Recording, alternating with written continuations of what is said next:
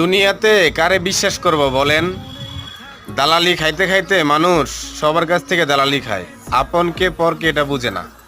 ঢাকা মেডিকেলে গেছিলাম, আমার পাও যখন ভাঙছিল তখন আমার এক পরিচিত ভাই, তার সাথে অনেক বছর সময় কাটাইছি, অনেক সময় সুখ দুঃখের কথা শেয়ার করছি।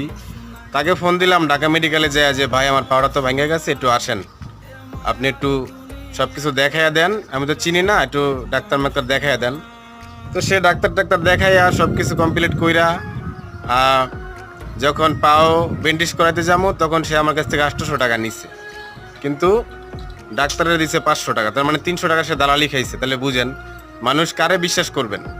সে আমার অনেক পরিচিত একটা মানুষ, সেও দালালি খাইছে আমার কাছ থেকে।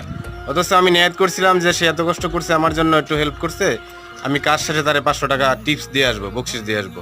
কিন্তু তার আগেই সে আমার কাছ থেকে 500 টাকা দালালি খাইছে। এলা বুঝেন মানুষ